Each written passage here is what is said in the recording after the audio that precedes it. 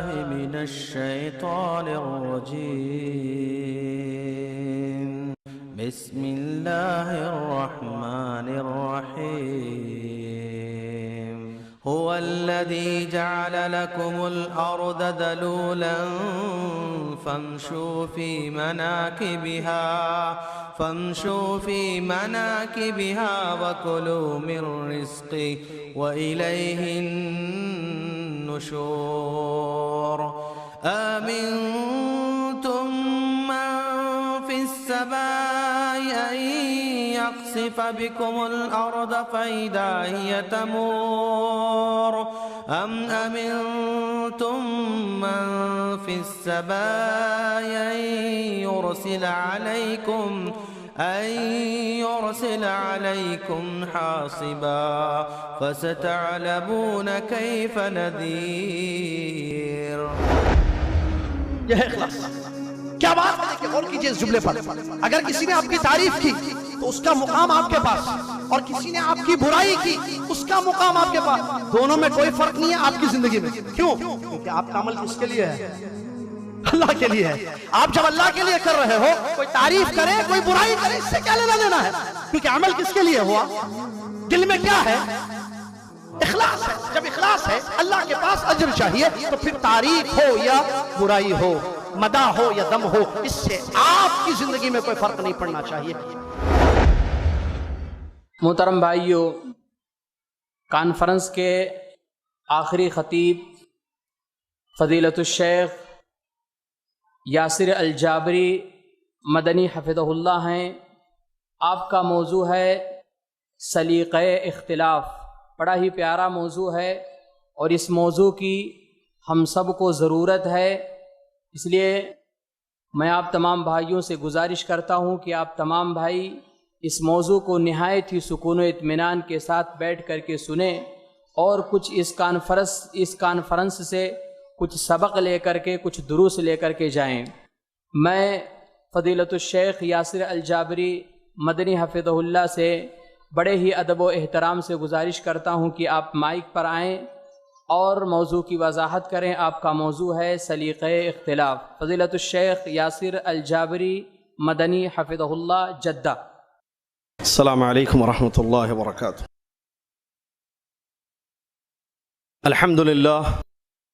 الحمد للہ رب العالمین والصلاة والسلام علی رسولہ الامین. اما بعد، اعوذ باللہ من الشیطان الرجیم. بسم اللہ الرحمن الرحیم. یا ایہا الذین آمنوا اتقوا اللہ حق تقاته ولا تموتن الا وانتم مسلمون. يا أيها الناس اتقوا ربكم الذي خلقكم من نفس واحدة وخلق منها زوجها وبث منهما رجالا كثيرا ونساء واتقوا الله الذي تساءلون به والأرحام إن الله كان عليكم رقيبا. يا أيها الذين آمنوا اتقوا الله وقولوا قولا سديدا يصلح لكم أعمالكم ويغفر لكم ذنوبكم ومن يطع الله ورسوله فقد فاز فوزا عظيما. قال الله تبارك وتعالى واعتصموا بحبل الله جميعا ولا تفرقوا. وقال تعالى وأطيعوا الله ورسوله ولا تنازعوا فتفشلوا وتذهب ريحكم واصبروا إن الله مع الصابرين. قال عبد الله بن مسعود رضي الله عنه الخلاف شر. وقال فضيل بن عياض رحمه الله المؤمن يطلب المعاذير والمنافق يطلب الزلات. وقال الإمام الشافعي رحمه الله ما ناظرت أحدا إلا قلت اللهم أجر الحق على قلبه ولسانه فإن كان الحق معي اتبعني وَإِذَا كَانَ الْحَقُّ مَعَهُ اتَّبَعْتُهُ انتہا کلامہ رحمہ اللہ۔ صدر جلسہ فضیلۃ الشیخ عبدالسلام سلفی حفظہ اللہ، معزز علماء کرام، منتظمین پروگرام، قوم کے بزرگوں، نوجوان ساتھیوں، پردہ نشین اسلامی ماں اور بہنوں، عزیز اور پیارے بچوں، اللہ تبارک و تعالی کا شکر ہے، احسان ہے کہ جس اللہ تبارک و تعالی نے یہاں ہم سب کو جمع کیا اور خیر کی باتیں بتانے، سننے سنانے کی توفیق عطا فرمائی۔ اللہ سے میری یہ دعا ہے کہ اللہ تعالی ہم سب کو حق پر عمل کرنے والا بنائے، حق کو قبول کرنے والا بنائے، اور اخلاص کے ساتھ تیری بندگی اور عبادت میں زندگی صرف ہو جائے، آمین یا رب العالمین۔ محترم سامعین، اللہ جزائے خیر دے شیخ عبدالعظیم مدنی حفظہ اللہ کو خیر امت کے موضوع پر ابھی گفتگو فرما رہے تھے۔ اللہ تعالی ہم سب کو اپنی ذمہ داریوں کا احساس پیدا کرنے کی اور اپنی ذمہ داریوں کو کما حقہ ادا کرنے کی توفیق عطا فرمائے، آمین۔ اللہ تبارک و تعالی نے ہم سب کو پیدا کیا، ہماری زندگی کا ایک بنیادی مقصد ہے، اور وہ ہے اللہ تبارک و تعالیٰ کی اخلاص کے ساتھ عبادت کرنا۔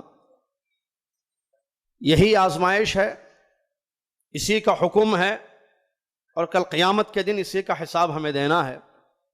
تبارک الذی بیدہ الملک وہو علی کل شیء قدیر الذی خلق الموت والحیاة لیبلوکم ایکم احسن عملا وما خلقت الجن والانس الا لیعبدون یا ایہا الناس اعبدوا ربکم الذی خلقکم والذین من قبلکم لعلکم تتقون۔ یہ ساری آیتیں اسی حقیقت کو بتاتی ہیں جو ہمیں ہمیشہ مد نظر رکھنا ہے۔ میں اور آپ دنیا میں کس لیے آئے ہیں؟ میری اور آپ کی زندگی کا بنیادی مقصد کیا ہے؟ ایک اللہ کی عبادت کرنا ہے، اور یہ زندگی ہمیشہ کے لیے نہیں ہے، یہ زندگی ختم ہوگی، کل قیامت کے دن اللہ کے سامنے جانا ہے، اور اللہ تبارک و تعالی ہماری زندگی کا حساب ہم سے لے گا۔ عبادت ہم نے کی، اخلاص ہمارے دلوں میں تھا، اللہ کے احکام کی پیروی کی، اللہ کے احکام پر عمل کیا، اللہ کے منع کردہ چیزوں سے اپنے آپ کو بچایا یا نہیں بچایا۔ ہم میں سے ہر شخص کو اللہ کے پاس حساب دینا ہے، لہٰذا اس کی فکر ہونی چاہیے۔ ہر نفس یہ دیکھے کہ کل قیامت کے دن کے لیے اس نے کیا بھیجا ہے۔ اللہ رب العالمین ارشاد فرماتا ہے، یا ایہا الذین آمنوا اتقوا اللہ ولتنظر نفس ما قدمت لغد واتقوا اللہ ان اللہ خبیر بما تعملون۔ اے ایمان والو، اللہ سے ڈرو، اور ہر نفس یہ دیکھے کہ اس نے کل کے لیے کیا کیا ہے، اور اللہ سے ڈرتے رہو۔ یقیناً بے شک اللہ تعالیٰ تمہارے تمام اعمال کی خبر رکھ رہا ہے۔ تقوی کی زندگی گزارنا، اللہ کی عبادت کرنا، اپنی باطن کو ٹھیک کرنا، اپنی اصلاح کرنا، یہ ضروری چیزیں ہیں۔ اختلاف ہوتا ہے، امر کونی ہے، اختلافات ہوتے ہیں، لیکن اختلافات کا کیا مطلب ہے؟ اختلافات سے کیا چیزیں ہوتی ہیں؟ ہم کیا کریں اگر اختلاف ہو جائے؟ مسئلے میں اختلاف ہونے کے مختلف اسباب ہوتے ہیں، لیکن اختلاف ہونے کی صورت میں کیا ہمیں حکم دیا گیا ہے؟ شریعت نے کیا ضوابط مقرر کیے ہیں؟ آئیے اس کو سماعت فرماتے۔ اللہ تعالیٰ سے دعا ہے کہ اللہ تعالیٰ ہمارے اختلافات کو ختم کر دے۔ اللہ تعالیٰ ہمیں متحد، متفق، ایک پلیٹ فارم، ایک صف پر جمع ہونے کی توفیق عطا فرمائے، آمین یا رب العالمین۔ اللہ رب العالمین کا حکم یہ ہے کہ ہم اللہ کی رسوئی کو مضبوطی سے تھامیں۔ وَاعْتَصِمُوا بِحَبْلِ اللَّهِ جَمِيعًا وَلَا تَفَرَّقُوا، اے لوگو اللہ کی رسی کو تم سب مل کر مضبوطی سے تھام لو اور فرقوں میں مت بٹ جانا۔ دوسری آیت جو میں نے پڑھی اس کا ترجمہ اللہ تعالیٰ فرماتا ہے وَأَطِيعُوا اللَّهَ وَرَسُولَهُ، اللہ کی اطاعت کرو اور اس کے رسول صلی اللہ علیہ وسلم کی اطاعت کرو۔ ولا تنازعوا، جھگڑنا مت، اختلافات مت کرنا، فتفشلوا، تم ناکام ہو جاؤ گے، وتذهب ريحكم، تمہاری ہوا اکھڑ جائے گی، واصبروا، صبر کرو، ان اللہ مع الصابرین، یقین اللہ تبارک و تعالیٰ صبر کرنے والوں کے ساتھ۔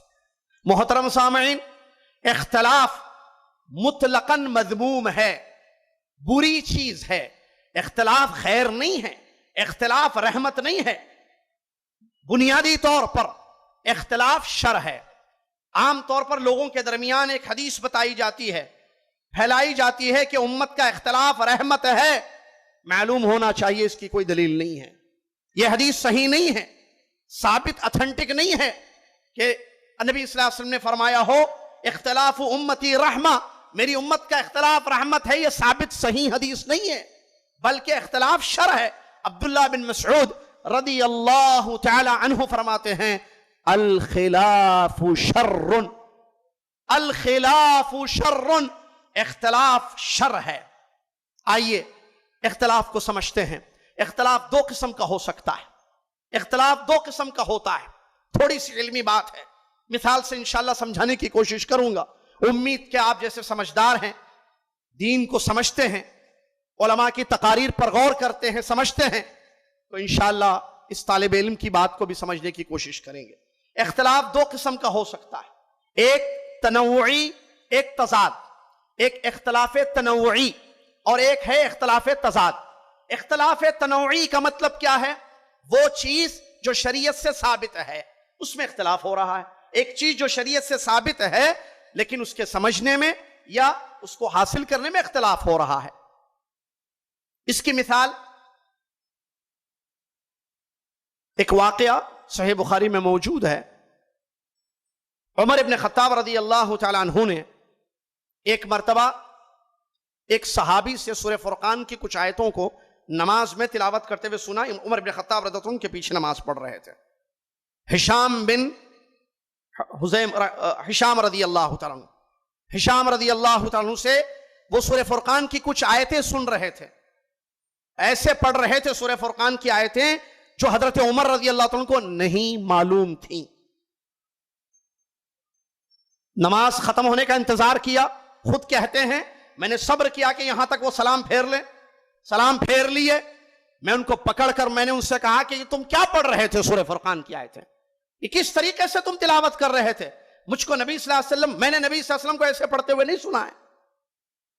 تو انہوں نے کہا کہ مجھ کو نبی صلی اللہ علیہ وسلم نے ایسے ہی پڑھایا ہے۔ عمر رضی اللہ عنہ کہتے ہیں کذب، جھوٹ بولتے ہو تم، چلو میں لے جاؤں گا تمہیں نبی صلی اللہ علیہ وسلم کے پاس۔ پکڑے ان کو، لے گئے پیارے نبی محمد الرسول صلی اللہ علیہ وسلم کے دربار میں اور فرمایا اللہ کے نبی صلی اللہ علیہ وسلم یہ دیکھیے ہشام ایسی سورہ فرقان کی آیتیں پڑھ رہے ہیں جو آپ نے مجھے نہیں پڑھائیں۔ اللہ کے نبی محمد الرسول اللہ صلی اللہ علیہ وسلم نے ہشام رضی اللہ عنہ سے پوچھا پڑھو تم کیا پڑھتے ہو؟ انہوں نے آیتیں پڑھی جو نماز میں انہوں نے پڑھی تھی، عمر رضی اللہ عنہ نے سنی تھی۔ تو اللہ کے نبی صلی اللہ علیہ وسلم نے فرمایا کہ ٹھیک صحیح، عمر رضی اللہ عنہ تم پڑھو، تم کو جیسے معلوم ہے۔ تو انہوں نے بھی پڑھنا شروع کیا۔ اللہ کے نبی صلی اللہ علیہ وسلم نے فرمایا کہ تم بھی صحیح پڑھتے ہو۔ انہوں نے بھی ٹھیک پڑھا، انہوں نے بھی ٹھیک پڑھا۔ پھر اللہ کے نبی صلی اللہ علیہ وسلم نے فرمایا قرآن 7 احرف پر نازل ہوا ہے، 7 طریقے سے نازل ہوا ہے۔ معلوم ہوا یہ تنوعی اختلاف ہے، شریعت سے جس کی دلیلیں ملتی ہیں۔ اس کی اور ایک مثال، نماز جب ہم شروع کرتے ہیں تو اذکار استفتاح، سورہ فاتحہ پڑھنے سے پہلے جو دعائیں ہیں، مختلف دعائیں ہیں جو اللہ کے نبی صلی اللہ علیہ وسلم سے ثابت ہیں۔ اگر ایک آدمی ایک دعا پڑھے، جیسے اللہم جیسے مشہور دعائیں ہیں ثنا وغیرہ، ایک آدمی ایک دعا پڑھے، دوسرا انسان دوسرا دعا پڑھے اور دونوں کا اختلاف ہوا دعا میں، تو یہ تنوعی اختلاف ہے۔ شریعت سے اس کا بھی ثبوت ہے، شریعت سے اس کا بھی ثبوت ہے، لہٰذا اس قسم کے اختلافات پر نکیر نہیں ہوگی، اس کو برا نہیں کہا جائے گا، اس پر ڈانٹ نہیں ہوگی، اس پر روکا نہیں جائے گا، کیونکہ یہ بھی ثابت ہے وہ بھی ثابت ہے۔ ایک نمبر 2، اختلاف تضاد جس کو میں بتانا چاہ رہا ہوں۔ اختلاف تضاد یہ ہے کہ حق ایک ہو اور اس کے خلاف جو چیزیں پیدا ہوں، یہ ہے اختلاف تضاد۔ حق ایک ہوتا ہے، اس کے خلاف جتنی چیزیں ہوتی ہیں باطل ہیں، اس حق کا جو وہ مخالفت کر رہی ہیں چیزیں، اس حق کے خلاف میں وہ جو چیزیں ہیں، یہ اختلاف تضاد ہے۔ مثال توحید حق ہے، اس میں کوئی دو رائے نہیں ہے، ایک اللہ کی عبادت کرنا یہ حق ہے۔ اب شرک جتنی قسم کا ہوگا، سجدے میں شرک، دعاؤں میں شرک، یا اللہ کی تعظیم کرنے میں شرک، اقوال میں شرک، اعمال ظاہرہ میں شرک، اعمال باطنہ میں شرک، یہ سب تضاد ہوگا کیونکہ حق ایک ہے۔ اسی طریقے سے سنت رسول صلی اللہ علیہ وسلم جو ثابت ہے حدیثوں سے، اس کی مخالفت میں جو بدعتیں ہوں گی، یہ اختلاف تضاد ہے۔ لہذا یہ اختلاف تضاد یہ شر ہے، اس کا نقصان ہے۔ اور اسی کے متعلق عبداللہ بن مسعود رضی اللہ عنہ نے فرمایا الخلاف شر، اختلاف شر ہے، اس اختلاف سے نقصان ہوتا ہے، امت کو نقصان ہوا ہے، آج بھی ہو رہا ہے اسی اختلاف سے، جو اختلاف تضاد ہے۔ ایک بات نصوص شرعیہ سے، قرآن مجید کی آیتوں سے، نبی صلی اللہ علیہ وسلم کی حدیثوں سے ثابت ہے، اس کے مقابلے میں جو بات جو نہ آیتوں سے ثابت ہو، جو نہ صحیح احادیث سے ثابت ہو، نہ جو اقوال سلف صالحین سے ثابت ہو، جو پیدا کی جائے چیزیں یا اختیار کی جائیں، یہ اختلاف تضاد ہے، یہ شر ہے، یہ نقصان پہنچانے والا ہے۔ کیا ہیں اس کے نقصانات؟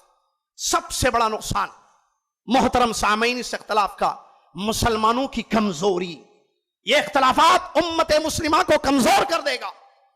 ابھی بتا رہے تھے شیخ، آپ نے سنا، اس امت کی ذمہ داریاں ہیں، اسی میں سے ایک اہم ترین ذمہ داری اس امت کی یہ ہے، ایک پلیٹ فارم پر جمع ہو جائیں، اختلافات کو ختم کریں، کیونکہ اختلافات کو اگر ختم نہیں کیا جائے گا تو اسی صورت میں اس کا ایک عظیم نقصان، ایک بہت بڑا خسارہ اس امت کو یہ ہوگا، امت کمزور پڑ جائے گی۔ امت کو قوی ہونا ہے، امت کو طاقتور ہونا ہے، کیونکہ یہ خیر امت ہے، اللہ رب العالمین نے بڑا عظیم کام ان سے لینا ہے۔ یہ امت کمزور پڑ جائے گی اگر اختلافات ختم نہ کیے جائیں۔ اختلافات کا نقصان، امت کی کمزوری، اللہ رب العالمین نے اسی لیے روکا، فرمایا قرآن وَلَا تَنَازِعُوا فَتَفْشَلُوا وَتَذْهَبَ رِيحُكُمْ۔ اللہ اکبر، لڑو مت، اختلافات مت کرنا، ہوگا کیا؟ کمزور پڑ جاؤ گے، ناکام ہو جاؤ گے، تمہاری ہوا اکھڑ جائے گی۔ یہ نقصان ہوا کہ نہیں ہوا؟ کیوں ہوا؟ کیونکہ اختلافات فرقوں کی شکل اختیار کر گئے، اختلافات کو ختم نہیں کیا گیا۔ جو شریعت نے طریقہ مرتب کیا، جو شریعت نے طریقہ بیان کیا، اس طریقے پر اختلافات کو ختم نہیں کیا گیا، اس کا نقصان یہ ہوا کہ امت کمزور پڑ گئی۔ جیسے چاہے اس امت سے کھیلا جا رہا ہے، اس امت کو نقصان پہنچانے کی اہل باطل، دشمنان امت، دشمنان اسلام ہر ممکن کوشش کر رہے ہیں۔ وجہ ہمارے اختلافات ہیں جو ہم ختم نہیں کر رہے ہیں۔ نمبر 2، عذاب کا سبب یہ اختلاف بنتا ہے میرے بھائی۔ اللہ کے عذاب کی فکر ہونی چاہیے، مسلمان کی یہ ذمہ داری ہے، کوئی ایسا کام نہ کرے جو عذاب کو دعوت دے، عذاب الہی کو دعوت دے، اللہ کو ناراض کر دے، اللہ ہم سے ناراض اور غصہ ہو جائے۔ آپ کو معلوم ہے ہم نماز میں ہر رکعت میں، ہر نماز میں، فرض ہو یا نفل ہو، فرض کفایہ ہو یا فرض عین ہو، ایک عظیم ترین دعا اللہ رب العالمین سے مانگتے ہیں، اہدنا الصراط المستقیم صراط الذین انعمت علیہم غیر المغضوب علیہم ولا الضالین۔ صراط مستقیم، صراط مستقیم کی دعا اللہ سے، اس کی ہدایت اللہ عز و جل سے ہم مانگتے ہیں، اور 2 راستوں سے اللہ کی پناہ ہم طلب کرتے ہیں۔ ایک ایسا راستہ کہ جس پر ہم چلیں تو اللہ کا غضب ہو، غیر المغضوب علیہم، اللہ وہ راستہ نہیں۔ ترجمہ شروع سے اہدنا الصراط المستقیم، ہم کو سیدھا راستہ دکھا اللہ، سیدھا راستہ، صراط مستقیم سیدھا راستہ، اور راستہ سیدھا اس کا مطلب راستے ٹیڑے بھی ہو سکتے ہیں، ٹیڑے بھی ہیں، لیکن ہمیں ٹیڑھا راستہ نہیں چاہیے۔ یہ اختلافات کا راستہ سیدھا راستہ ہے، یہ ٹیڑھا راستہ ہے، یہ مستقیم راستہ نہیں ہے۔ تو ہم اللہ سے مستقیم مانگتے ہیں کیونکہ راستے ٹیڑھے بھی ہیں۔ پھر ہم اختلاف کو رحمت سمجھتے ہوئے یہ تصور کر لیں کہ ہم جس راستے پر ہیں وہ صحیح ہے، ہمیں جو راستہ صحیح لگتا ہے وہ صحیح ہے، مستقیم ہے، نہیں، دعا ختم نہیں ہوتی ہے اہدنا الصراط المستقیم پر، بلکہ آگے ہے صراط الذین انعمت علیہم، ان لوگوں کا راستہ۔ معلوم ہوا صراط مستقیم کی صراط مستقیم کا تعین ہو رہا ہے، آگے اس کی تحدید ہو رہی ہے. مستقیم وہ راستہ نہیں جو تمہیں مستقیم لگے، مستقیم مطلب سیدھا. سیدھا وہ نہیں جو تمہیں سیدھا لگ رہا ہے. ہاں اختلافات سب صحیح ہیں، وہ بھی صحیح، یہ بھی صحیح، ایسا بھی صحیح، ایسے بھی صحیح. اللہ سے مانگو تو بھی صحیح، غیر اللہ سے مانگو تو بھی صحیح، سنت پر عمل کرو تو بھی صحیح، خلاف سنت زندگیاں گزارو تو بھی صحیح. نہیں میرے بھائی، صراط مستقیم نہیں ہے یہ. صراط الذین انعمت علیہم، ہر راستہ صراط مستقیم نہیں ہو سکتا جو مجھے اور آپ کو نظر میں آئے، مجھے آپ کو اچھا لگے. بلکہ مستقیم کے لیے ایک خاص صفت بیان کی گئی ہے، الذین انعمت علیہم. صراط الذین انعمت علیہم، ان لوگوں کا راستہ جن پر تو نے اللہ نے، صراط الذین انعمت علیہم، ان لوگوں کا راستہ جن پر تو نے انعام فرمایا ہے. وہ انبیاء ہیں، وہ صدیقین ہیں، وہ شہداء ہیں. بڑے پیارے ساتھی وہ قیامت کے دن ہوں گے. غیر المغضوب علیہم، ہم اللہ سے پناہ مانگتے ہیں، اللہ ہمیں وہ راستہ نہ دکھانا جس پر تیرا غضب ہو، ہم چلے اور تیرا غضب ہم پر نازل ہو. ہمیں نہیں چاہیے ایسا راستہ. ولا الضالین، اور ایسا بھی راستہ نہیں چاہیے سمجھے تھے سیدھے جا رہے ہیں لیکن بھٹک گئے. تو غضب نازل ہوتا ہے اللہ کا اختلافات کی وجہ سے. حدیث کے الفاظ ہیں، اللہ کے نبی صلی اللہ علیہ وسلم فرماتے ہیں الجماعت رحمہ والفرقۃ عذاب. جماعت رحمت ہے، جو حق والی جماعت کتاب و سنت پر قائم ہے، عقیدتاً ومنہجاً وسلوکاً وعملاً واستنباطاً وفی کل شیء واخلاقاً وغیرہ. وہ جماعت یہ حق ہے، یہ رحمت ہے اللہ تبارک و تعالیٰ کی جانب سے. والفرقۃ عذاب، اور اختلاف کرتے ہوئے فرقوں میں بانٹ لینا، اپنے آپ کو الگ الگ حزب اختیار کر لینا، جماعتیں بنا لینا الگ الگ، یہ عذاب ہے. لہٰذا اس سے اپنے آپ کو بچانے کی ضرورت ہے. اسی طریقے سے اختلافات کا ایک بڑا نقصان یہ ہوتا ہے، جماعت حقہ، فرقہ ناجیہ سے دوری انسان اختیار کرتا ہے. اختلافات کا یہ نقصان ہے. اللہ کے نبی صلی اللہ علیہ وسلم کی تعلیمات میں سے یہ تعلیم ہے، آپ کے اوامر میں سے ایک اہم امر یہ ہے فَالْزَمْ جَمَاعَةَ الْمُسْلِمِينَ، جیسا کہ مسلم شریف کی ایک لمبی حدیث کا ایک ٹکڑا ہے جو حذیفہ بن یمان رضی اللہ عنہ کی روایت ہے. فَالْزَمْ جَمَاعَةَ الْمُسْلِمِينَ، اختلافات سے بچو اور مسلمانوں کی جماعت سے جڑ جاؤ. تو اگر آدمی اختلاف کرے گا اس کا نقصان یہ ہوگا جماعت میں نہیں رہے گا، پھر وہ جماعت سے دور ہو جائے گا، جو ایک بہت برا نقصان ہے. بڑا خسارہ اس کا ہوتا ہے امت کو اگر جماعت ایک نہ ہو، امت کی الگ الگ فرقوں میں بٹ جائے گی. کیوں؟ اختلافات کا یہ انجام ہوتا ہے، یہ نقصان ہے اختلافات کا. اسی طریقے سے اگر ہم قرآنی آیات میں اختلافات کے نقصان کو پڑھیں تو معلوم ہوتا ہے اللہ تبارک و تعالیٰ نے اس کو مشرکین، کفار، یہود و نصارہ کی صفت بیان فرمائی. یہ اختلافات کرنا، الگ الگ فرقوں میں بٹ جانا، یہ مومنوں کی شان نہیں ہے، یہ امت کا طر امتیاز نہیں ہے، یہ امت کی علامت نہیں ہے، بلکہ یہ یہود و نصارہ کا طریقہ ہے.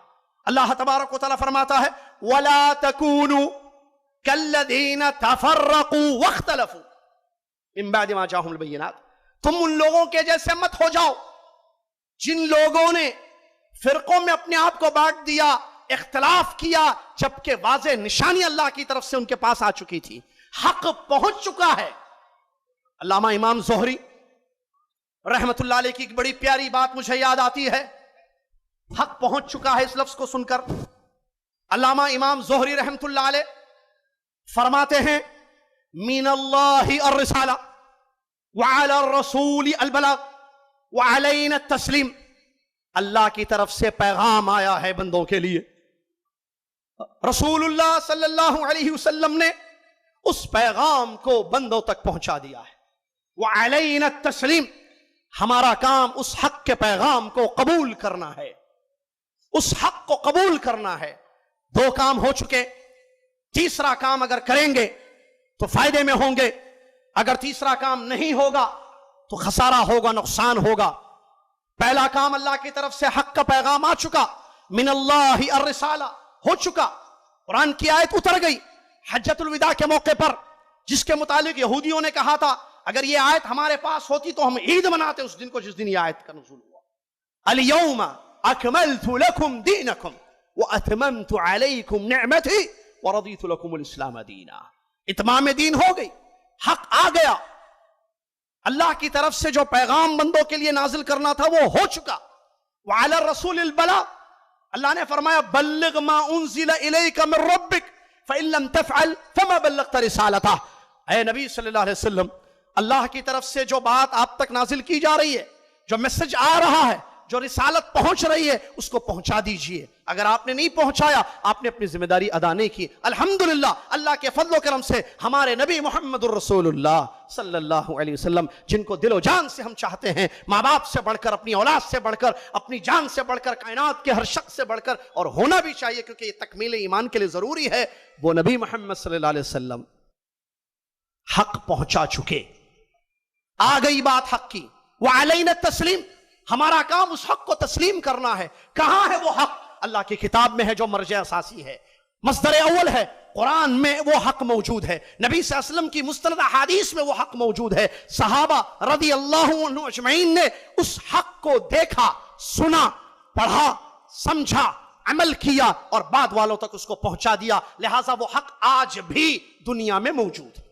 ہمارا کام اس حق کو تسلیم کرنا ہے، جیسا کہ امام زہری رحمۃ اللہ علیہ بڑی پیاری بات بیان فرماتے ہیں۔ لیکن اگر ہم نے اس کو چھوڑ دیا اور فرقوں میں بٹ گئے، اختلافات کرنے لگے، تو اس کا خسارہ کل قیامت کے دن اٹھانا ہوگا، کیونکہ اللہ تبارک و تعالیٰ نے منع فرمایا ہے اس سے، اور اللہ کی منع کردہ چیزوں کا ارتکاب کرنے سے اللہ کی ناراضگی ہوتی ہے۔ وَلَا تَكُونُوا كَالَّذِينَ تَفَرَّقُوا، ان لوگوں کے جیسے مت ہو جانا جنہوں نے فرقہ بندی کی اور اختلاف میں پڑ گئے۔ معزز سامعین، سوال پیدا ہوتا ہے کہ اس اختلاف کو اس اختلاف کی صورت میں اگر اختلاف ہو جائے، جیسے کہ ہوتا ہے اختلاف تضاد، تو کرنا کیا چاہیے؟ اس کی شکل کیا ہے، یا اس کا حل کیا ہے؟ اگر میرے اور کسی میرے مسلمان بھائی کے درمیان کسی ایک عقدی مسئلے میں، کسی ایک ایسے مسئلے میں جس میں حق موجود ہے، مجھے نہیں پتا حق وہ، تو ایسی صورت میں کیا کروں؟ شریعت کا کیا حکم ہے؟ ایک بنیادی قاعدہ شریعت نے مقرر کیا، فَإِن تَنَازَعْتُمْ فِي شَيْءٍ فَرُدُّوهُ إِلَى اللَّهِ وَرَسُولِهِ إِن كُنتُمْ تُؤْمِنُونَ بِاللَّهِ وَالْيَوْمِ الْآخِرِ۔ اللہ اکبر! کیسی شرط بھائی! اللہ ہمارے ایمان کو قبول فرمائے، اللہ ہمارے اختلافات کو دور کر دے، اللہ ہمارے دلوں میں یکجہتی پیدا فرمائے، اللہ ایک صف میں کھڑے ہونے کی توفیق عطا فرمائے۔ لڑتے لڑتے کہاں پہنچ گئے! اللہ اکبر! میرے بھائی، اللہ تبارک و تعالیٰ فرماتا ہے فَإِن تَنَازَعْتُمْ فِي شَيْءٍ، اگر کسی ایک چیز میں تمہارا اختلاف ہو جائے، نہیں کرنا اختلاف، اگر ہو جائے تو حل کیا ہے اس کا؟ کیا کروں اگر مجھ سے اختلاف ہو جائے؟ اور اختلاف ہونے کی مختلف شکلیں ہوتی ہیں، یا تو آدمی کو نص نہ معلوم ہو، آیت کا علم نہیں ہے تو اختلاف ہو سکتا ہے، آدمی کو حدیث نہیں پتا، بہت بڑے ہیں عالم لیکن ہو سکتا ہے حدیث نہیں پتا ان کو، اختلاف ہو سکتا ہے۔ مسئلے کا علم نہیں ہونے کی صورت میں ایک، یا مسئلے کو نہیں سمجھنے کی وجہ سے اختلاف ہو سکتا ہے۔ کریں کیا اختلاف کی صورت میں؟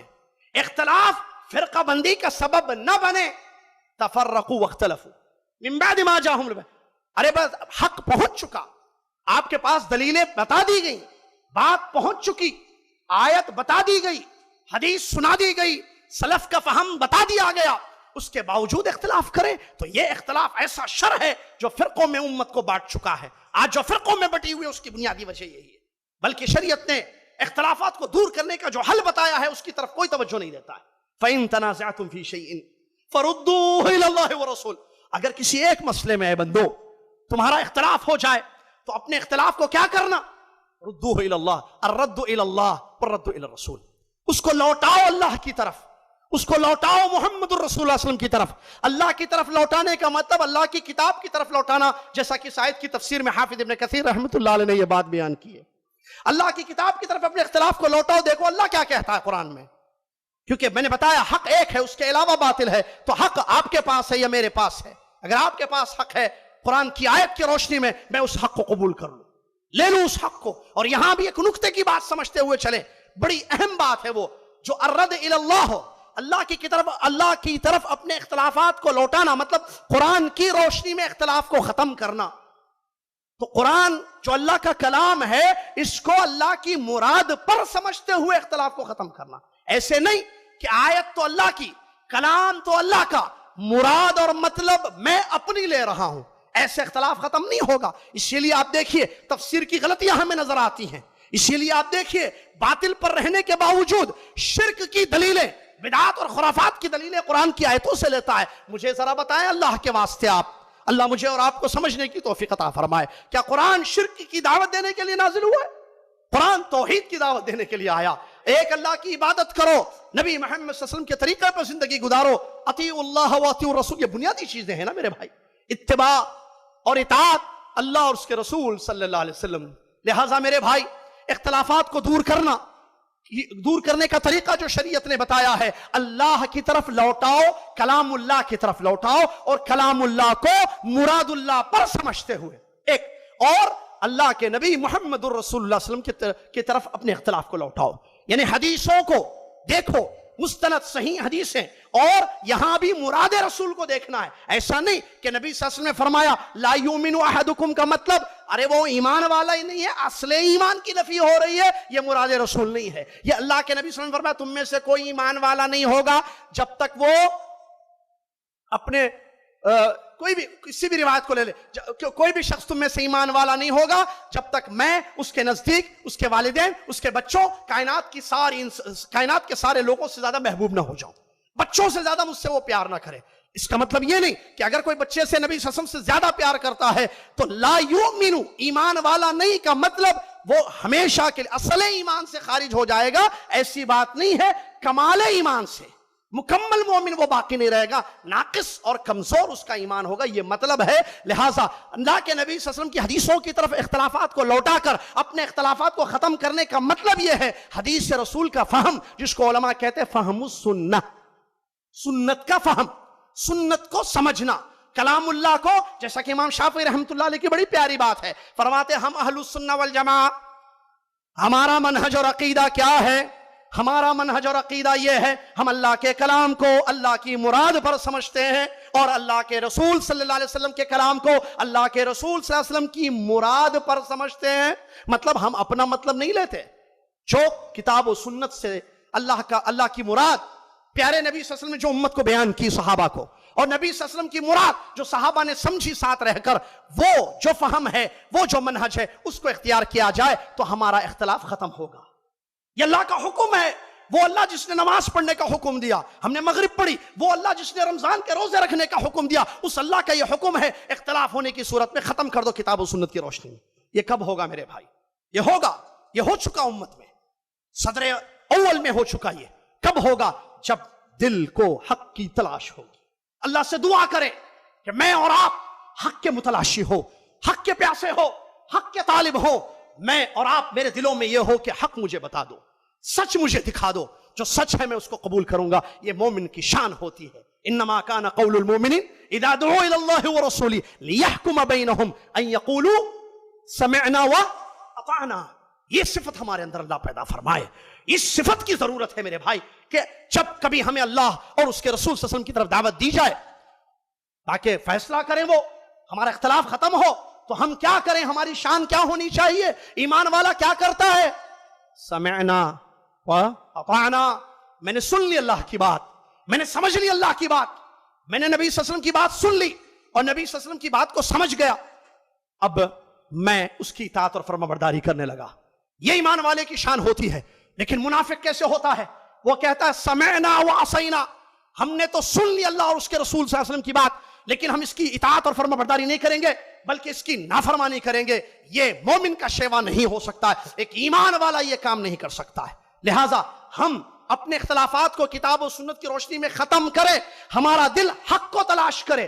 حق کا جہاں، جیسے کہتے الحکمت ضالۃ المؤمن، حکمت مومن کا گمشدہ خزانہ ہے، جہاں مل جائے مومن اس کو اٹھا لیتا ہے، مومن اس کو حاصل کر لیتا ہے، مومن اس کو لے لیتا ہے. لہٰذا ہم اپنے اندر یہ ایمان کی صفت پیدا کریں اور اپنے اختلافات کو اس طریقے سے ختم کرنے کی کوشش کریں. اسی طریقے سے اختلافات کو دور کرنا، اس میں شرط ایک بات جو بتانی بھول گیا میں، ان کنتم تؤمنون باللہ والیوم الآخر، اگر ایمان ہے اللہ پر اور آخرت پر تو اس ایمان کا تقاضا یہ ہے کہ انسان حق کو قبول کرے گا اور انسان اپنے اختلاف کو ختم کرے گا اور انسان اپنے آپ کو حق کے راستے پر لا کر کھڑا کر دے گا. کب؟ جب اس کا ایمان، کیونکہ ایمان کا یہ تقاضا ہوتا ہے. اللہ تعالیٰ سے دعا ہے اللہ تعالیٰ ایسے ایمان والے ہم سب کو بنا دے، آمین یا رب. اسی طریقے سے ایک اور ایک شکل، اس کی کچھ مثالیں آپ کے سامنے میں پیش کروں.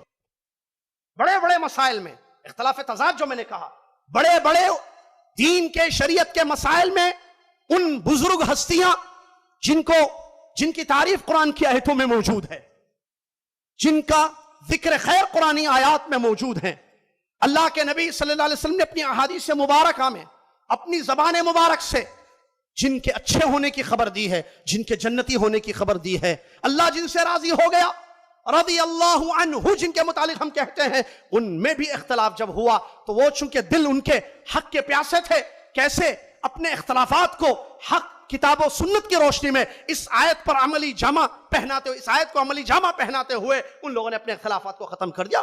بڑے بڑے مسائل میں اختلاف ہوا، اللہ کے نبی صلی اللہ علیہ وسلم کی وفات ہوتی ہے، امت میں اختلاف ہوا، ابو بکر عمر اللہ اکبر شیخین بڑے امامین رضی اللہ تعالی عنہما، عمر رضی اللہ عنہ کا اختلاف آپ کو معلوم ہے، وہ جذبات میں محبت میں آ کر کہنے لگے، کوئی یہ نہ کہے کہ محمد صلی اللہ علیہ وسلم کی وفات ہو گئی ہے۔ جیسے موسیٰ علیہ السلام چند دن کے لیے بنی اسرائیل سے نکل کر وہ تورات کے تختیوں کو حاصل کرنے کے لیے اللہ کے پاس پہنچ گئے تھے پہاڑ پر، ویسے ہمارے نبی صلی اللہ علیہ وسلم گئے آ جائیں گے، محبت تھی کہہ گئے ایسے۔ ابو بکر صدیق رضی اللہ تعالیٰ عنہ آتے ہیں، کیسے اختلاف ختم ہو رہا ہے غور کیجئے۔ ابو بکر عمر رضی اللہ تعالیٰ عنہما، ابو بکر صدیق رضی اللہ تعالیٰ عنہ فرماتے ہیں، اے لوگوں، پہلے کہتے ہیں اجلس یا عمر، اے عمر بیٹھ جاؤ، عمر بیٹھتے نہیں ہیں کیونکہ محبت ہے، والہانہ جذبہ ہے، گفتگو جاری رکھتے ہیں، تو کھڑے ہو گئے، اللہ کی تعریف کرنے لگے، نبی صلی اللہ علیہ وسلم پر درود پڑھنے لگے، اس کے بعد فرمانے لگے من کان یعبد محمدا فإن محمدا قد مات ومن کان یعبد اللہ، مشہور حدیث ہے، مشہور واقعہ، بارہا اہل علم سے آپ نے سنا ہوگا، جو اللہ کی عبادت کرتا تھا اس کو یہ معلوم ہونا چاہیے کہ اللہ زندہ ہے، کبھی اس کو موت نہیں آتی ہے، جو محمد صلی اللہ علیہ وسلم کی عبادت کرتا تھا وہ محمد صلی اللہ علیہ وسلم آج ہمارے درمیان نہیں ہے، اس بات کو سمجھنا چاہیے۔ آیت پیش کی وما محمد الا رسول قد خلت من قبلہ الرسل افإن مات او قتل انقلبتم الى اعقابکم ومن ينقلب الى آخر الآیہ۔ اسی طریقے سے غور کرتے جائیے میرے بات، مسئلے کا مسئلہ آیا، مسئلے میں اختلاف ہوا کہ تدفین کہاں ہوگی ہمارے نبی محمد رسول اللہ صلی اللہ علیہ وسلم کی، تدفین کو لے کر اختلاف ہوا، یہ اختلاف ایک حدیث کی روشنی میں ختم ہو گیا، جس حدیث میں یہ بات بتائی گئی کہ اللہ کے نبی صلی اللہ علیہ وسلم نے یہ بات بیان فرمائی ہے، انبیاء کی جہاں وفات ہوتی ہے وہیں ان کی تدفین ہوتی ہے، ایک حدیث نے اختلاف کو ختم کر دیا۔ کیا بات تھی غور کیجئے، وہ بھی اہل ایمان، ہم بھی اہل ایمان، وہ بھی اپنے نبی محمد صلی اللہ علیہ وسلم سے بے پناہ محبت کرنے والے، ہم بھی، یہ اور بات ہے کہ ان کی محبت ہمارے اندر نہیں ہے، ان کا ایمان کا جو جذبہ تھا وہ ہمارے اندر نہیں ہے، ہمارے ایمان میں کمی ہے، ان کا ایمان بہت قوی تھا، بہت زیادہ تھا، اللہ ہمارے ایمان کو بھی زیادہ کرنے کی توفیق عطا فرمائے۔ رمضان میں جو بڑھ جاتا ہے اس کے بعد جو ختم ہو جاتا ہے۔ میرے بھائی، نبی صلی اللہ علیہ وسلم کی وفات کے بعد، تدفین کے بعد مسائل میں اختلاف ہوا، لشکر اسامہ کی روانگی کو لے کر اختلاف ہوا، اب اس کو باقی رکھا جائے یا روانگی کا حکم دے دیا جائے، یہ بھی اختلاف ختم ہوا حدیث رسول کی روشنی میں۔ اسی طریقے سے خلافت کا مسئلہ آیا، خلافت کس کو دی جائے گی، خلیفہ کس کو مقرر کیا ہے، مہاجر میں سے، انصار میں سے، یا ادھر سے ادھر سے، کیا کریں؟ ایک حدیث آئی، الائمۃ من قریش، نبی علیہ السلام نے فرمایا ایک حدیث کی روشنی میں اختلاف ختم ہو گیا۔ ایسی کتنی مثالیں آپ کو ملیں گی میرے بھائی، اور غور کیجئے ان کے دلوں کا کیا عالم تھا۔ ابو بکر عمر عام طور پر مسائل میں اختلاف ہوا کرتا تھا، یہاں تک کہ ایک روایت میں آیا، اے عمر تم ہمیں ما اردت الا خلافی کے الفاظ ہمیں ملتے ہیں، اے عمر تم ہمیشہ میرے خلاف ہی رہتے ہو، یہ عالم ان کے اختلافات کا تھا۔ لیکن جب خلیفہ مقرر کیے گئے ابو بکر صدیق رضی اللہ تعالیٰ عنہ، تو مدینہ کی گورنری، مدینہ کی قضات مقرر کیا عمر بن خطاب رضی اللہ عنہ، عمر رضی اللہ عنہ کو مدینہ کا قاضی بنا دیا، وہ ابو بکر صدیق رضی اللہ عنہ جن کا پہلے اختلاف ہوا بعض مسائل میں۔ بتانے کا مقصد کیا ہے، یہ دل کتنے پاک تھے، یہ دل کتنے صاف تھے، حق کی تلاش تھی، اس ایسے دلوں کو اپنے اندر پیدا کرنے کی ضرورت ہے، ایسے دل ہمارے ہونے چاہیے، ہم حق کو تلاش کریں اور اپنے اختلافات کو قرآن و حدیث کی روشنی میں ختم کر دیں۔ ایسی بے شمار مثالیں آپ کو صحابہ تابعین کی زندگی میں ملتی ہے۔ علامہ امام شافعی رحمت اللہ علیہ کا ایک قول میں نے نقل کیا آپ کے سامنے، دیکھیے کیا کہتے ہیں یہ وقت کے امام شافعی رحمت اللہ علیہ، ما ناظرت احدا، اختلافات ہوئے ہیں لیکن حالت کیا رہی، اقوال پر غور کیجئے۔ امام شافعی رحمت اللہ علیہ فرماتے ہیں، میں نے جب بھی کسی انسان سے مناظرہ کیا، میں نے جب بھی، مناظرہ کب ہوتا ہے؟ جب اختلاف ہو تبھی ہوتا ہے نا۔ چلیے اختلاف ہوا، مناظرہ ہو رہا ہے، اور مناظرہ کرنے والے امام کا قول دیکھیں۔ امام شافعی رحمت اللہ علیہ فرماتے ہیں، ما ناظرت احدا الا قلت، میں نے جب بھی کسی انسان سے مناظرہ کیا تو میں نے ایک دعا پڑھی، اے اللہ جو دلوں کو جاننے والا ہے، دلوں کو ہدایت دینے والا ہے، یہدی من یشاء ویضل من یشاء، جس کو چاہے ہدایت دے دے، جس کو چاہے گمراہ کر دے۔ اللہ کو پکارتے ہیں مناظرے کے وقت۔ کیوں اللہ کو پکارا؟ یہاں نفس کو خوش کرنے کا مسئلہ نہیں تھا، میں جیتوں گا، میں ہرا دوں گا، میں کامیاب ہوں گا، نہیں۔ کیوں؟ قلب تعلق باللہ، قلوب تعلقت باللہ تبارک و تعالی، کیونکہ یہ وہ دل تھے جو اپنے رب سے جڑے ہوئے تھے، ہمیشہ اپنے رب کی رضا، اپنے رب کی خوشنودی، رب سے تعلق ان کی زندگیوں میں قائم تھا۔ ہمارے دل شہرتوں سے جڑے ہوئے، ہمارے دل واہ واہ سے جڑے ہوئے، ہمارے دل دنیاوی اغراض، دنیاوی مقاصد سے جڑے ہوئے، تو کیسے جو ہے اختلافات ختم ہوں گے میرے بھائی؟ کہتے ہیں امام شافعی رحمۃ اللہ علیہ، ما ناظرت احدا الا قلت اللہم اجر الحق علی قلبہ ولسانہ۔ اللہ اکبر، کیا بات ہے بھائی، کیا بڑا دل ہے، کیا الفاظ ہیں، دیکھیے۔ کہتے ہیں امام شافعی رحمۃ اللہ، اے اللہ، حق کو اس میرے سامنے والے مخالف جو بھائی ہے میرا، اس کے دل اور زبان پر جاری فرما دے۔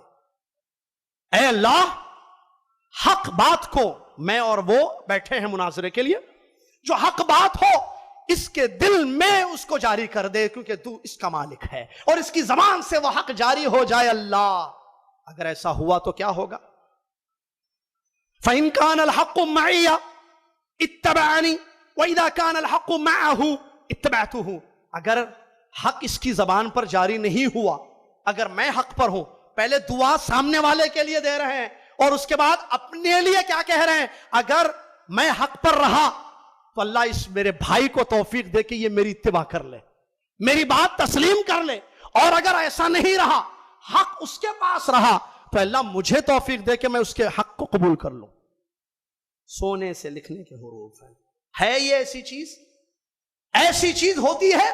نہیں۔ کیوں؟ دلوں میں کیا ہے آخر؟ خوف اللہ، رضا الہی، اللہ کے پاس حساب دینے کی فکر، احتساب نفس، تزکیہ نفس نہیں ہے، دنیا کی لالچ ہے، جیت چاہیے، پاپولرٹی چاہیے، کرسیاں چاہیے، واہ چاہیے، شہرتیں چاہیے، تعریفیں چاہیے، مداحوں کی کثرت ہمیں چاہیے۔ کیسے ہوگا؟ کیسے اختلاف ختم ہوں گے؟ یہ وہ سلف تھے، اللہ سے دعا ہے ان کے اچھے خلف ہم کو بنا دے، خلف نہ بنانا اللہ ہم کو ان کے، کہ فخلف من بعدهم خلف اضاعوا الصلاة واتبعوا الشهوات فسوف يلقون غیا۔ محترم سامعین، اختلافات کو سے بچنے کے طریقہ کیا ہے؟ کچھ اسباب میں آپ کے لیے نوٹ کر کے لایا ہوں، جو پیش کروں گا انشاءاللہ بھی، تاکہ ہم اپنے آپ کو اختلافات سے دور کرنے کی کوشش کریں۔ اختلافات سے دور رہنے کے اسباب، ان میں ایک بہت بڑا بنیادی سبب، اگر وہ میری اور آپ کی زندگی میں آ جائے، ہمارے اختلافات ختم ہو جائیں گے، ہم اختلاف سے دور رہیں گے، وہ ہے اخلاص۔ الاخلاص کیا مطلب؟ الاخلاص، اخلاص دل میں یہ ہو کہ میرے سارے کام، میری پوری زندگی میرے رب کے لیے ہو، میرا قول میرے رب کے لیے، میرا ظاہر میرے رب کے لیے، میرا باطن میرے رب کے لیے، یہ ہے اخلاص۔ میں بولوں تو اللہ کو خوش کرنے کے لیے بولوں، آپ کی تعریف سننے کے لیے نہ بولوں۔ میں لکھوں تو اللہ کو خوش کرنے کے لیے لکھوں۔ میں نماز پڑھوں، میں روزہ رکھوں، میں حج کروں، میں عمرہ کروں، میں زکوٰۃ دوں، میں غریبوں مسکینوں کو خیال کروں تو اللہ کو خوش کرنے کے لیے کروں، لوگوں کے لیے نہ کروں۔ ایک مثال آپ کو پیش کروں میں۔ اخلاص، مثال پیش کرنے سے پہلے، اخلاص عبادت کے قبول ہونے کی شرط ہے۔ اگر دلوں میں اخلاص، اور اخلاص کی جگہ دل ہے، اور دل میں جب اخلاص ہوتا ہے تو اعضاء جسمانی پر اس کا اثر پڑتا ہے۔ الا ان فی الجسد مضغہ اذا صلحت صلح الجسد کلہ واذا فسدت فسد الجسد کلہ۔ اخلاص مطلوب ہے۔ فاعبد اللہ مخلصا لہ الدین، اللہ نے اپنے نبی کو اخلاص کا حکم دیا صلی اللہ علیہ وسلم۔ اللہ تبارک و تعالیٰ نے ہم لوگوں کو اخلاص کا حکم دیا۔ اللہ نے فرمایا الا للہ الدین الخالص، دین کی بنیاد اخلاص پر ہے۔ اور ایک زبردست مثال اخلاص کی قرآن کی آیتوں میں دی گئی ہے، سنیں اس مثال کو۔ کیا اللہ تبارک و تعالیٰ فرماتا ہے، قرآن کی آیت ہے کہ خلاصہ کر دوں کہ وقت ختم ہو رہا ہے، بات کو سمیٹوں میں۔ آیت میں اللہ تبارک و تعالیٰ نے مثال دی، بیان فرمایا، تم وَإِنَّ لَكُمْ فِي الْأَنْعَامِ الْعِبْرَةَ، چوپاؤں کو دیکھو، چوپائے بکریاں، اونٹ وغیرہ، ان کو دیکھو، ان میں تمہارے لیے عبرت ہے. ہم ان سے تم کو دودھ پلاتے ہیں, اور یہ جو دودھ نکلتا ہے ان جانوروں سے گوبر اور خون کے بیچ میں سے نکلتا ہے. من بین دم و فرث لبنا خالصا, خالص دودھ اللہ بغیر ملایا ہوا, نہ اس میں گوبر کی بدبو نہ خون کی آمیزش ہوتی ہے, تازہ فریش وائٹ دودھ جانور سے نکلتا ہے. اللہ تم کو یہ رزق دیتا ہے جو اللہ بغیر ملایا ہوا. جسم میں جانور کے خون ہوتا ہے, معلوم ہے, جسم کے جانور کا جسم میں گوبر بھی ہوتا ہے. اللہ کہتا ہے من بین دم و فرث لبنا خالصا. تم دیکھو خون اور گوبر, من بین دم و فرث, خون اور گوبر کے بیچ میں سے ہم خالص دودھ تمہیں نکال کر پلاتے ہیں. جو رب خالص دودھ ہمیں دیتا ہے وہ چاہتا ہے کہ خالص عبادت ہم اس کی کریں.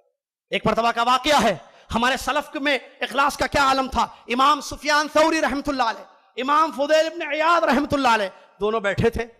وقت کے ائمہ گزرے ہیں, علماء گزرے ہیں, بیٹھے تھے. کہا دین کی فکر تھی. امام فضیل رحمت اللہ علیہ, امام سفیان رحمت اللہ نے کہا اے فضیل, کچھ دین کی بات جو تمہارے پاس سب سے اچھی ہے, کوئی دین کی بات مجھے بتاؤ, اور میں تمہیں میرے نزدیک سب سے اچھی بات ہے دین کی وہ میں تمہیں بتاؤں گا. تو کہا ٹھیک ہے. امام فضیل رحمت اللہ علیہ تیار ہو گئے کہ اپنی بات کو پیش کریں ان کے سامنے. کوئی بھی دین کی نصیحت, دینی نصیحت, دینی بات اچھے طریقے سے بتاؤ تم مجھے. تو امام فضیل رحمت اللہ علیہ نے بتا دیا ان کو. اس کے بعد سامنے والے ساتھی کی باری آئی, امام سفیان رحمت اللہ علیہ کی. اب وہ بھی تیار ہو گئے, کوئی اچھی سی پیاری سی بات جو ان کے نزدیک میں, ان کی نظروں میں بڑی اچھی ہے دین کی بات, وہ بتانے لگے.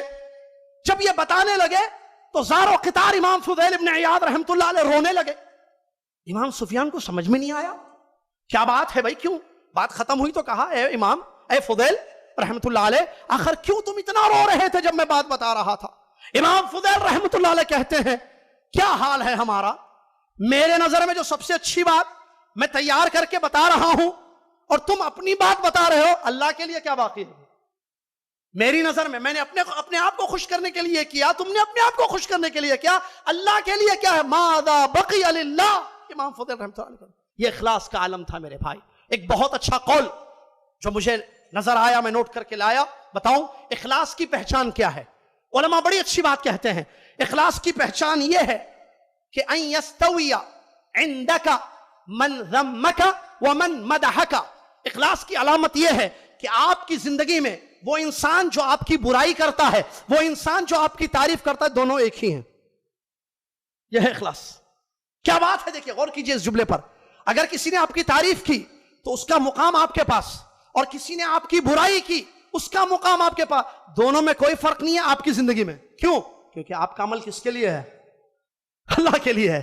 آپ جب اللہ کے لیے کر رہے ہو, کوئی تعریف کرے کوئی برائی کرے, اس سے کیا لینا دینا ہے, کیونکہ عمل کس کے لیے ہوا, دل میں کیا ہے, اخلاص ہے. جب اخلاص ہے, اللہ کے پاس اجر چاہیے, تو پھر تعریف ہو یا برائی ہو, مدح ہو یا ذم ہو, اس سے آپ کی زندگی میں کوئی فرق نہیں پڑنا چاہیے. اللہ ایسے اخلاص کی ہمیں توفیق عطا فرمائے. اسی طریقے سے اختلافات سے دور رہنے کے لیے اخلاق حسنہ جس کی تعلیم اسلام نے دی ہے, بہت ضروری ہے اس بات کو سمجھنا, اور وہ یہ اپنی زبان کی حفاظت کرنا. اپنی زبان کی حفاظت کرنا. اللہ تعالیٰ نے فرمایا قل لعبادی یقول التی ہی احسن, میرے بندوں سے کہہ دیجئے بات کرو تو اچھی بات کرو. اسی طریقے سے حسد سے اپنے آپ کو بچانا. اسی طریقے سے حب الشہرہ, شہرت کی طلب اور کرسی کی خواہش یا پوزیشن کی امید, یہ چیزیں ختم کرنا اپنی زندگی سے. تو اس سے کیا ہوگا, ہمارے اختلافات, ہم اپنے آپ کو اختلافات سے دور کر پائیں گے. اور اسی طریقے سے سوء الظن, کسی کے بارے میں اپنے بھائی کی زبان سے کوئی بات سنیں تو اس کا برا مطلب مت لیں, اچھا مطلب لیں.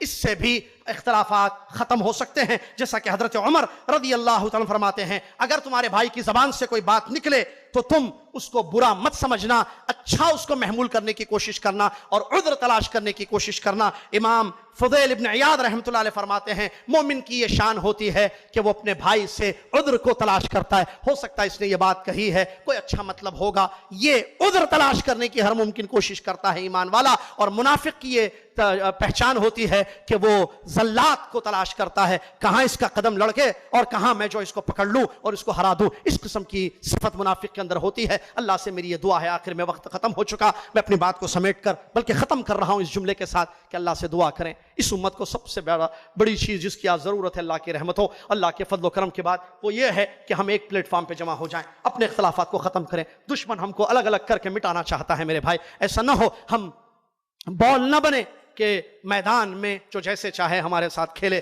کوئی ہوا میں اڑائے، کوئی رائٹ پھینکے، کوئی لیفٹ پھینکے، ایسے نہ بنے۔ ایک پلیٹ فارم پر جمع ہو جائیں، اس کی ایک ہی شکل ہے کتاب اللہ اور سنت رسول اللہ، دلوں کی صفائی، اللہ سے تعلق۔ اللہ ہم سب کو اس کی توفیق عطا فرمائے، اپنے اختلافات کو ختم کرنے کی توفیق عطا فرمائے، فرقوں کو ختم کر کے ایک جماعت، ایک صف میں کھڑے ہونے کی اللہ تعالی ہم سب کو توفیق عطا فرمائے، آمین یا رب العالمین۔ وآخر دعوانا الحمدللہ رب العالمین، والسلام علیکم ورحمۃ اللہ وبرکاتہ۔